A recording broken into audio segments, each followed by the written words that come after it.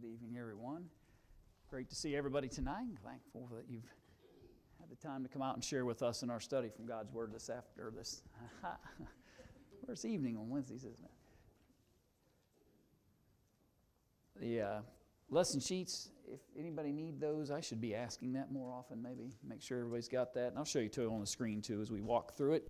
Try to give you a couple of different ways if you like it electronically, and if you even look at the bulletin on Sundays, there'll be some QR codes in there that'll not only give you that day's, but it'll actually on the back, I've been trying to give you the next week's too. If you like to put it on your iPad or your phone or something like that, you can.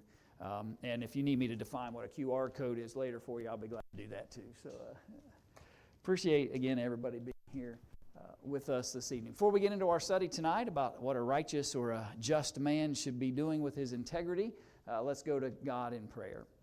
Our Father in heaven, thank you for the day that you've blessed us with, this opportunity to come together to worship you, to honor your word, and to appreciate your wisdom and guidance that you provide for us. Give us a heart that wants to live with integrity, and give us the confidence in your testimony to want to honor it, and irregardless of what others may think or do, that we would live a life of faith, of faithful integrity towards your purposes and will for us. Help us and strengthen us through our study tonight. Thank you for all blessings that flow through Jesus, and it's through His name that we pray. Amen. All right, so let's talk a little bit about this idea of the righteous man walks in his integrity. In other words, he does what? He's honest about it, right? And when he walks in his integrity, what other words might we use instead of walk? He lives it, right? He lives it. It's integrity for him, for a righteous man, for a just man. It isn't just something he thinks about or considers or even stakes a claim to. You would know he's got integrity by the way in which he walks, behaves, lives, conducts himself. You wouldn't have to have him define that for you. You would see it in the manner in which he presents himself. And so that's kind of what we're going to talk about together this evening in our study. And we're going to use, obviously, Proverb 20 and verse 7 as the springboard for that conversation. Here's the full text. The just man walketh in his integrity. His children are blessed after him. It's when a man walks with integrity, it benefits everybody around him, right? Good things happen. Positive things happen when we live by the integrity that each of us should have. So let's start through our questions and see what we can learn tonight as it relates to this. And so the first question was, in what two ways can integrity be defined? And the second half of the question was, in what ways do those definitions intersect to help us be people of integrity? So in what two ways can it be used? And Jeff talked about it, by the way, in his materials. Okay, so we might call them physical and spiritual context. How else might you describe them or define them? Let's look at what Jeff said, and it might be a little small print, but you've got it in your outlines as well. He said this, in the structural world, right? When you go across a bridge, you want it to be a bridge of what? Integrity, right?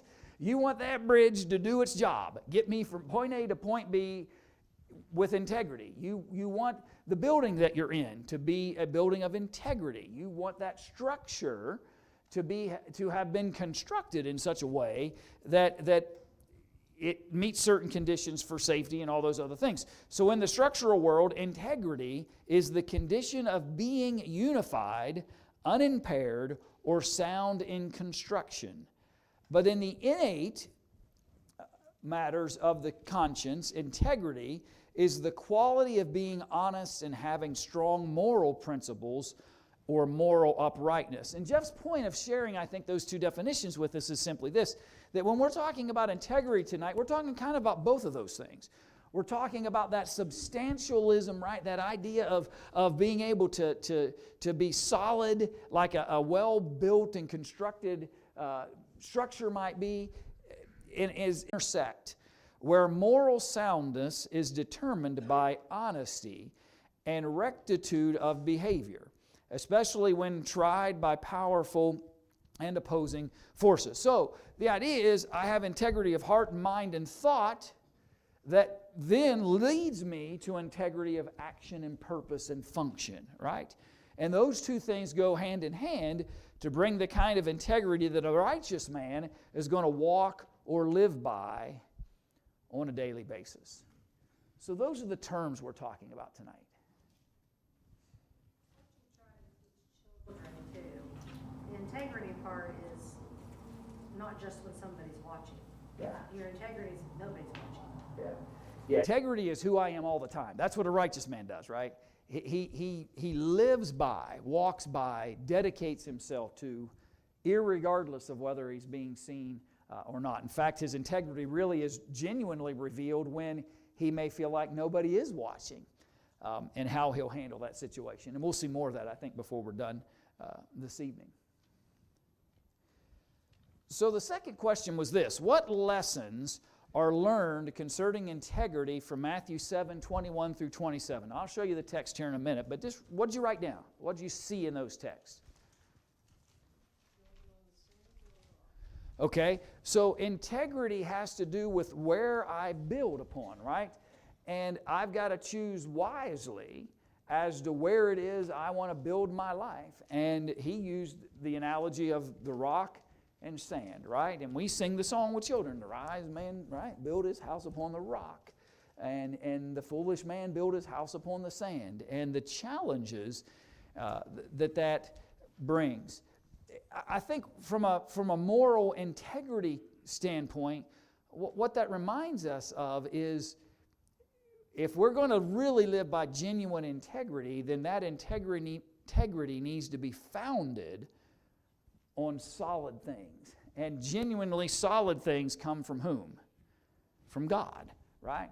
That's where real integrity is going to come from. You've got to have a foundation or a basis in which to base that integrity, and that text shares that with us. What else did you maybe write down as an answer to that question?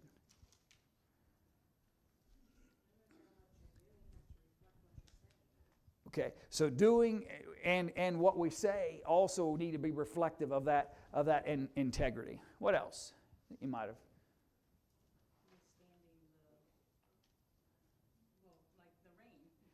Yeah.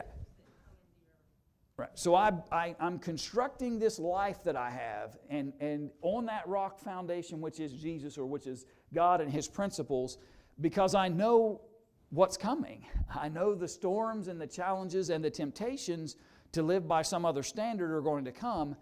And if I don't build my life with that level of integrity, what will I do in that moment? And that's part of that text as well. Let me just share it with you. And again, I apologize that you can grab your own Bibles. It may be smaller print than that, I don't know. But anyway, not everyone that saith unto me, this is Jesus speaking, not everyone that saith unto me, Lord, Lord, shall enter into the kingdom of heaven, but he that doeth the will of my Father which is in heaven. Pause. First act of integrity is you can't just say it, you have to live it. You have to do it. Jesus said, not everybody who claims, right, not everybody who says, Lord, Lord, shall enter into the kingdom of heaven, but those who do, those who live by, those who are guided by the standard by which God gives us. That's who He's looking for. Many will say to me in that day, Lord, Lord, have we not prophesied in Thy name? In Thy name have cast out devils, and in Thy name done many wonderful works. And then will I profess unto them, I never knew you, depart from me, ye that work iniquity. So what's iniquity, by the way? That's a King James kind of word that maybe we don't... Lawlessness, without law, right? Jesus says to that audience, if you come to me with words and no action, if you come to me with statements and things you claim without any integrity of actually honoring those things you're claiming, I'm going to look to you and say, step away from me, those who work iniquity, those who work without living by that foundation that I've provided for them. He'll actually say, I didn't even know who you are. Therefore, whosoever heareth these sayings of mine and doeth them, that's integrity, right? Hear that message, believe in that message, put it as part of our thinking, but then make sure it follows by the actions. I'll liken him unto a wise man, which built his house upon a rock. The rain descended, and the floods came, and the winds blew, and beat upon that house, and it fell not, for it was founded upon a rock. That's what integrity does for us, right? It doesn't matter how hard the wind blows. It doesn't matter how high the waters rise. It doesn't matter what circumstance might come. Integrity doesn't move, right? It doesn't move. That's the imagery here. This house was built on a rock. Because it's built on a rock, those waters and those floods and those winds and all those things that can happen can come. It's going to stand still because it's got the solid foundation. We too often abandon our integrity for very minimal things sometimes. A small wind comes up and all of a sudden what I once believed in and founded myself in and trusted in and had confidence in, all of a sudden now I'm questioning that, or I'm debating it, or I'm beginning to see things differently. And all of a sudden, because it's more convenient or there's a challenge or something, is creating a scenario where it's making it harder for me to live by that integrity. Then if it's built upon anything but the solid rock that is Jesus, it's going to be easy for those troubles and challenges to just make us kind of abandon the integrity that we have for a minute. And maybe begin a pattern of doing that in a more permanent way. That's the sand, right? Everyone that heareth these sayings of mine and doeth them not shall be likened unto a foolish man, which built his house upon the sand. The rain descended, the floods came, and the winds blew, and beat upon that house, and it fell, and great was the fall of it. Now, again, here's one of those texts, right? Have you ever read this text before? Yeah, you probably, everybody's ever, right? You've read that text before. You've heard sermons, if you're, right? Lots and lots and lots, right? Have you ever connected the dots? Jesus says to an audience of people, you can say, Lord, Lord, have we not prophesied in your name? Have we not done great alms and works in your name? Haven't we done all these great prophetic things? Have we not done all these things in your name? Jesus says, no, it's not everybody who just makes those claims and statements. It's the people who live by the integrity of those statements and actually do the will of the Father. And then he says, you got to be like somebody who builds their house upon a rock, who's spending the time and energy and effort to live by what they claim, right? Don't say it and then build your house on the sand. Don't claim to be my follower and my believer and one who's honoring me, and then construct your life on the sand. But here's what I'm driving at. What's that last statement we read? The very last statement of the house on the sand. And the great was the fall of it. People who claim great thoughts of integrity, right? We've prophesied, we've done this, we've done that. They make great claims of great things. When that's exposed, great is the fall of it. Take somebody that was supposed to be somebody of integrity, somebody that was supposed to be honorable, somebody that was supposed to be living by a standard that maybe they had made great statements about their confidences in, and then you witness them just completely abandon that integrity. Great is the fall of it. It's a sad scene to see a life crumble because it spent its time saying and not doing. It spent its time claiming a faith that had integrity, but not doing anything to evidence that. And the next thing you know, the winds came, the waters rose, the winds and the rain came, and the house falls. And the great is the fall because it gets exposed for what it actually is. And there's a sadness there that comes because of that.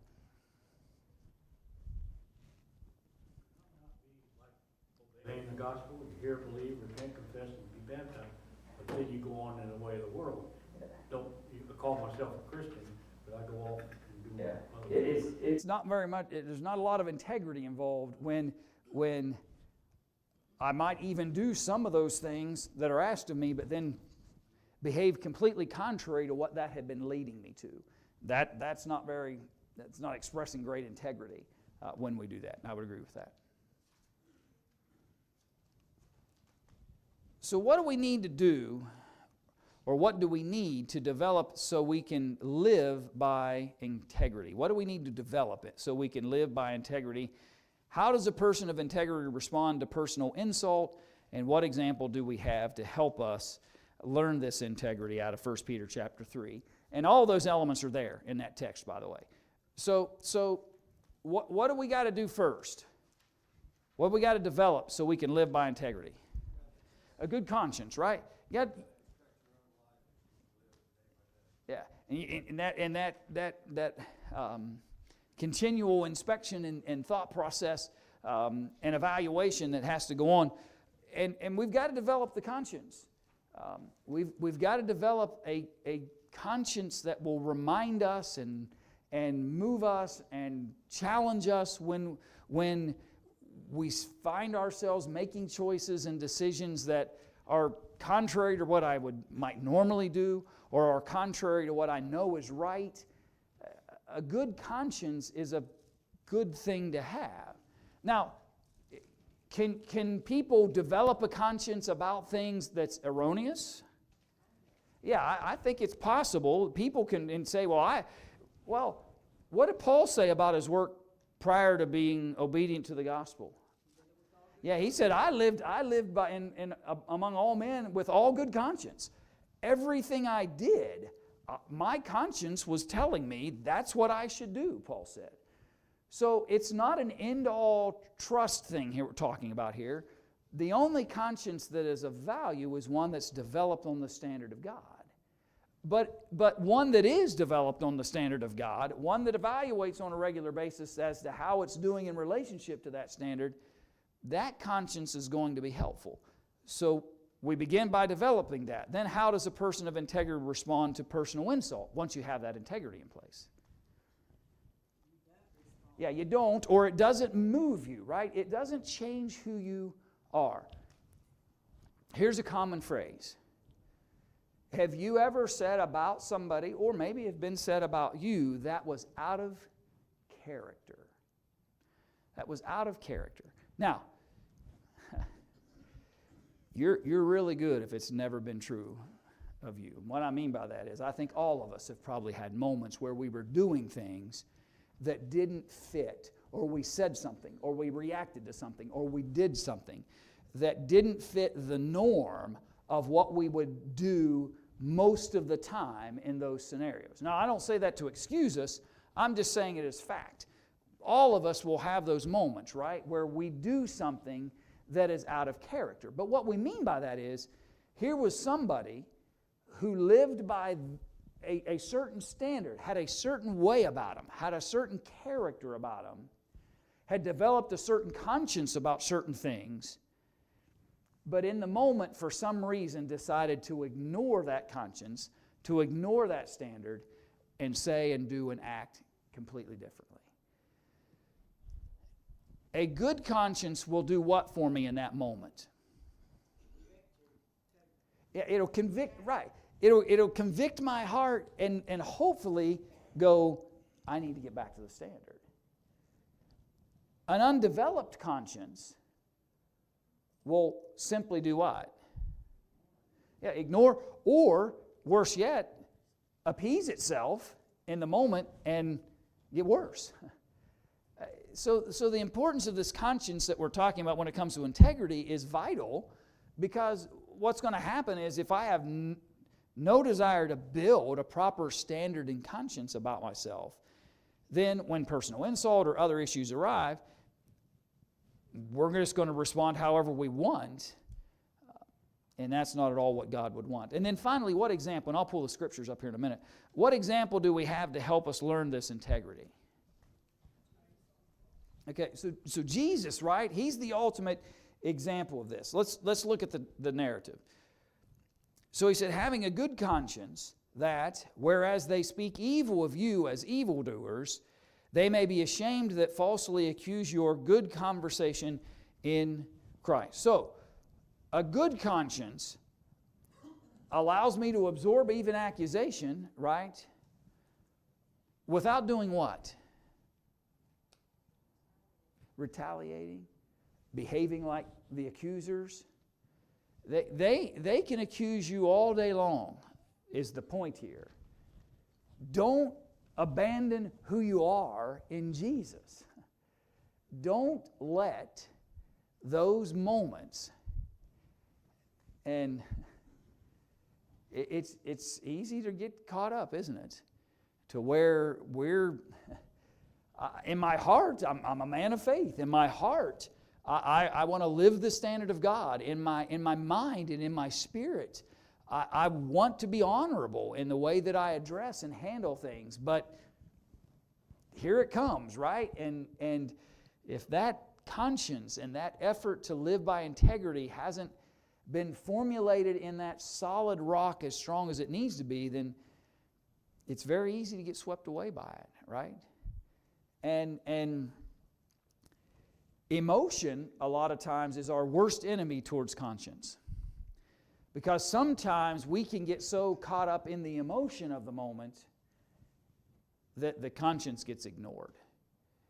And we've got to be careful, because the temptations to want to retaliate, the temptations to want to behave like others are behaving, right? I mean, who among us hasn't had that kind of thought process? I wish I could behave like that guy behaved, right? I wish I could deal with him like he deals with me. And we think that way. And what God's trying to remind us of is that that's not what integrity is about. Integrity isn't about giving in because somebody labeled an insult or created a challenge or said something evil about us. Integrity is honorable and does and says and acts the right ways, irregardless. For it is better if the will of God be so, that ye suffer for well-doing than for evil-doing. If I render evil for evil, then I'm what? I'm just as evil, right? I'm guilty. If I respond to evil with a good conscience of integrity of faith, then now, he said, that's a better thing to suffer for. It may not change the reality of the moment. You still may be facing accusations. You still may be facing hurt and harm that others are saying or causing. But he reminds us, you're far better off maintaining your integrity. Don't give in to that evil. Don't give in to that mindset. Don't let them lower your standards and convictions in God because they frustrated you. You're better off suffering for good than to just go the evil path and suffer right along with those as well. Go ahead, Bob. I see a parallel here for verse 7 in Proverbs. The man who's walking and developing his integrity for his life, he's blessing his children. God's integrity is that he doesn't lie. Yeah. What he tells us, we can depend upon. So we're being blessed because God's integrity to us in the same way as what our children is with our integrity. Right. And I would agree with that. I think we are definitely blessed because of the absolute integrity of Jehovah, right? There's no wavering in him. He is always the same. And he can become that great example for us as well in that picture. So then, keep reading. So, for Christ also hath once suffered for sins, the just for the unjust, that he might bring us to God, being put to death in the flesh, but quickened by the Spirit.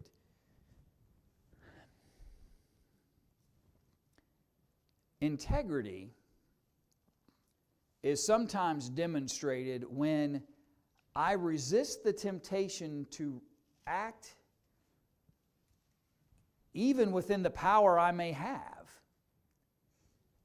in a situation or circumstance. Jesus is the perfect example of that, right? It was Jesus' integrity that let him sit there and let Roman soldiers strike him and mock him. It was the integrity of Jesus that allowed for that crown of thorns to be placed upon his head, and to listen to this ridiculous Sanhedrin court that he's standing in front of, and then have to stand before those Roman rulers and to hear all that. It was the integrity of Jesus that allowed him to endure all that without striking out, right? Without striking back, without bringing some kind of... And it's amazing the calm. When you go in those texts and you read, it takes the actual high priest adjuring Jesus for him to even finally speak and give any kind of response or answer to the things that they were saying to him and about him in those moments. That's integrity, right? He had power. He could have called legions of angels. He had all kinds of ability to do whatever he wanted in that circumstance. But it was integrity that led him through it and to suffer even for the unjust. And sometimes in life, integrity requires that of me. To have to endure and just absorb it and maintain who I am as a believer and as a person of faith, even when that faith may be being called into question at times. And that's the challenge I think that all of us have to kind of recognize in this conversation. Use the example of Job. Yeah. His integrity and patience.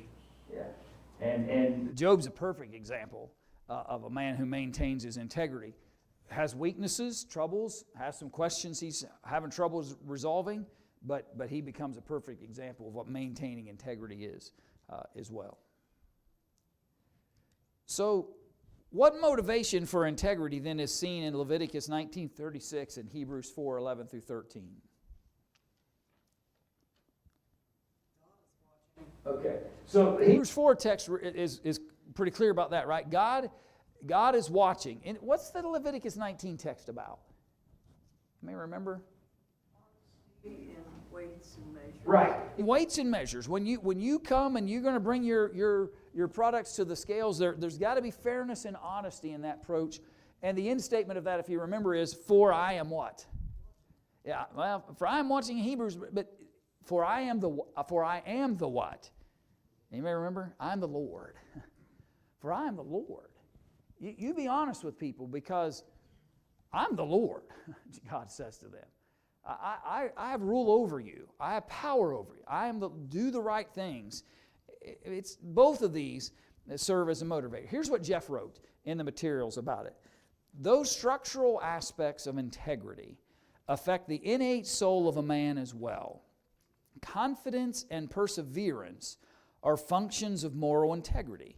That spiritual rectitude that ensures better decision-making, self-sacrifice, and focused godliness.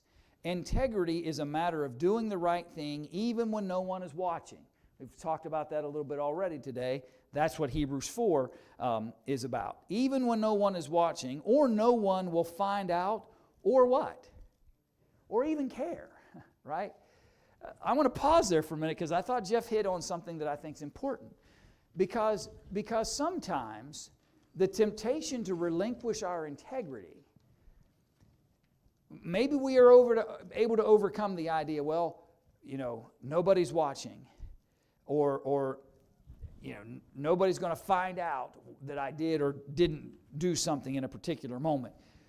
But Satan can throw that one last little morsel of thought to us and say, will anybody even care anyway what you do, Brian? And I should answer that with what? I care. I care. Right? That's integrity. I care. When I'm asked to do what is right and behave right and think right and speak right and all those things, right? I care. And that's what motivates genuine integrity. You've got the eyes of God over us. Great motivation, ought to be, right?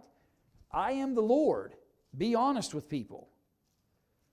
But at the end of the day, I do it all because God's watching, paying attention. He knows. But I'm watching, right? I'm paying attention. I care about how I behave and how I think and how I act, whether anybody knows or not, whether anybody hears it or not, whether anybody sees it or not. I care about those things. And that's an important thing. I thought Jeff did a good job sharing that thought. He says, understanding that God is always watching and has a stake in the moral uprightness of the people He adopts as children, right? He's got a right to expect it of us. If we're going to be His children, if He's embraced us and brought us into His fold, then He has a right to expect of us to live by this integrity. That's what a righteous, just man does because of his love for God and his desire to honor the Father. So integrity is not simply a matter of the inward man, but is evidenced by what? We've kind of already talked about this. Yeah, what the outward man, the actions, right? The actions that it prompts is going to be part of this equation. This is what 2 Corinthians chapter 8, verse 12, or 11 through 12 says. Now therefore perform the doing of it, that as there was a readiness to will, so there may be a performance also out of that which ye have. For if there be first a willing mind, it is accepted according to that a man hath, and not according to that he hath not. Now that's a snippet within that letter. What's going on? Anybody remember what's going on in that text? What's that moment about when he makes that statement? What did Paul ask Corinth to do? Anybody remember? Well, that's the teaching that came when he talked to them about preparing and making sure they were ready to send help and aid back into Judea.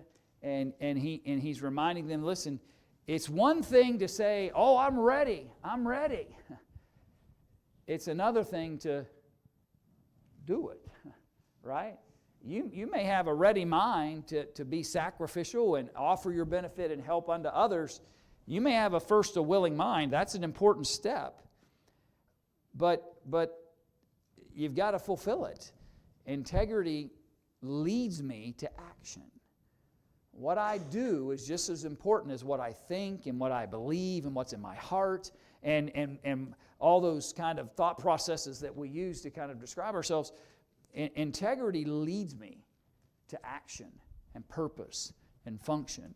And all that is just as vital in this conversation as anything else. People of integrity live and do things from integrity. So then when people, I should say, see an inconsistent approach or complete lack of integrity in us, what message does that send about our standards? Okay? Maybe that may send the message that I'm a situational kind of guy, right?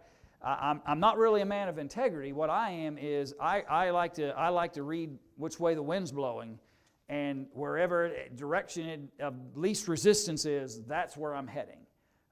That's not integrity, right? Yeah, that's hypocrisy that we have to avoid. What else did you think of when you heard that question?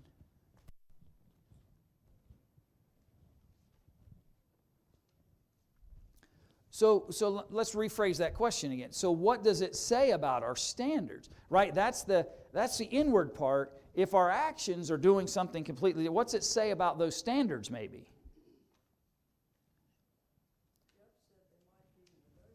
Okay. Maybe we're thinking they're negotiable. Let's look at something Jeff wrote in the materials because he talked about this. He said, our integrity or lack thereof is also instructive.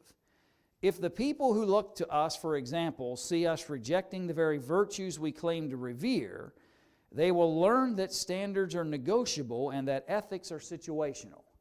Right? If they hear me say one thing, but behave in a completely different way, number one, it's hypocritical. number two, they're going to say, well, that guy didn't have any standards. He's situational. His ethics are based on whatever kind of moment he's in. Whatever situation demands him to respond, that's what he is. Our children especially are sponges for that kind of hypocritical behavior. When we fail to practice what we preach to them, we should not be surprised if they become just like us. Scariest moment ever, right? When they behave and act just like us and not in the good ways, in the negative ways. I tell folks all the time, my children got everything bad from me, every bad habit, every bad, right? And you see it, and it's like, I wish I'd done better, right? In being the kind of example at times that we should be. In grand scales, we need to remind ourselves of that. People are watching, and they're paying attention. Now again, we can have the qualifier, right? Nobody's perfect. Nobody's always going to live by every ounce of integrity 100% of the time. We're weak and fallible. All of that is true. But it's not an excuse, and it doesn't make it okay just because it can happen or may happen or has happened. I need to have a little more integrity about myself and strive to want to live this example. And that when people see me behave and the things that I do, they're going to see that what I have said and what I live by are the same. Children develop trust in you. If a child expects you to do something, or you said that you will do something for a child, they usually do not let you forget about that. Yeah. And you can try to brush it off, and that seems small. But in experience already, I've seen that you're building trust with those little ones. Yeah. And integrity broken is trust broken when it comes to all kinds of relationships, whether it's parent to child or whether it's friendships or whatever it might be. When people witness us completely abandon the integrity we claim to have had or that they expect from us, it breaks a bond of trust that in some ways it's hard to rebuild. Integrity's similar to reputation, right? You can spend a lifetime building it, 2 seconds to destroy it.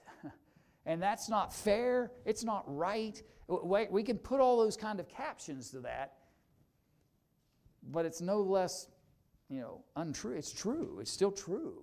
And it's still a challenge that we have to overcome. And I think the best approach to that, when we see those moments of lapse in judgment and integrity, is the quicker we acknowledge that, the quicker we admit to it, repent of it if necessary, if it rises to that level, and get back into the standard of integrity that I should have, the better off I'll be. Be honest about it, be truthful about it, own it, all those kinds of things, because but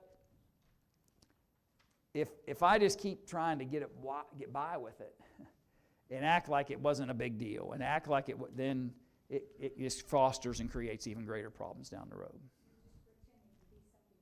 Yeah, and it's sad, and that gets back to Jesus' teachings, right? About those who were claiming things but not doing them. And God doesn't want us to pretend. He wants us to be people of integrity. Yeah, we often live by that adage, right? Rather than honoring what God really wants from us.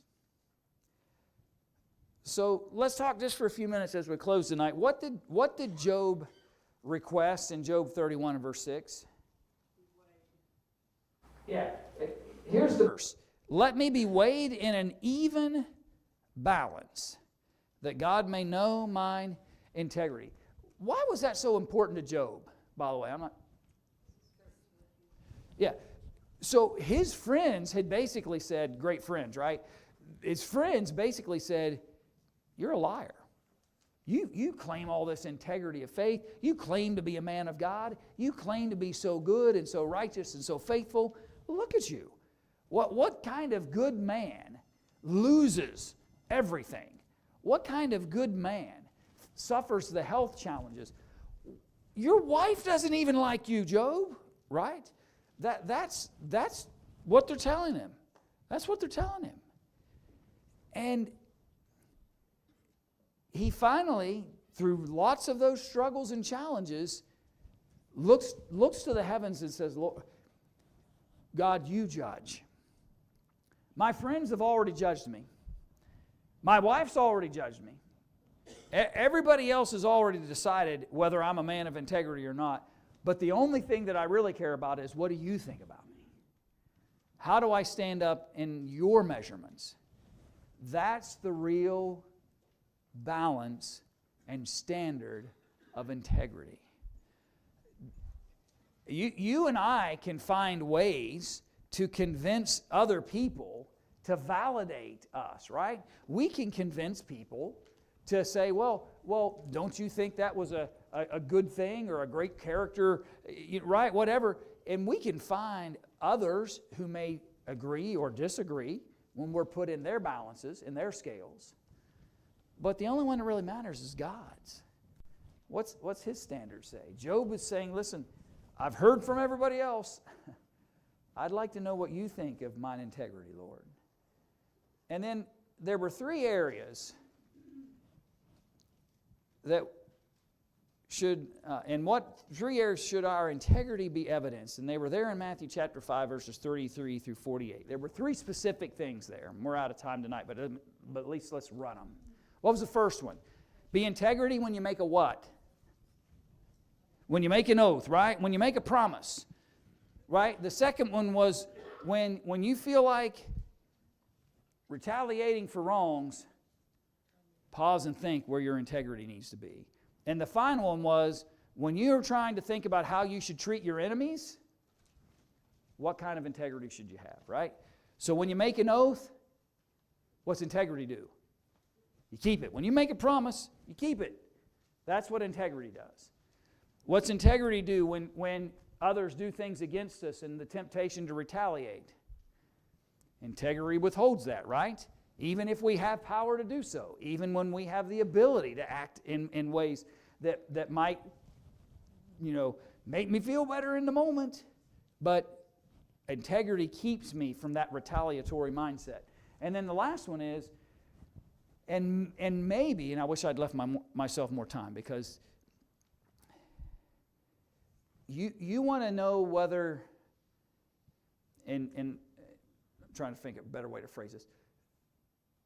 All of us should look to ourselves, and if we want to know the level of integrity that I'm living by, don't ask yourself how you treat those who treat you well. Ask yourself, how do you treat those who do not treat you well? That is integrity. That will tell us whether we are people of integrity or not. But if we treat people that are nice to us with kindness and love and compassion and fairness, and treat those who may be considered our enemy or who have done wrong to us in some way, if we treat those two groups different, that's not integrity. Integrity treats everyone with the same level of love, irregardless of what may or may not have happened. That is the real test of integrity. Keep your promises. Integrity refuses retaliation. I'm not looking to get back at people. And integrity loves even when that love isn't reciprocated. Love your enemies. That's integrity. And that isn't easy, right? That isn't easy. It's hard. But yet, people of integrity and people of faith and character founded in God will work hard to live by that integrity. And I appreciate your thoughts and sharing in our discussion this evening.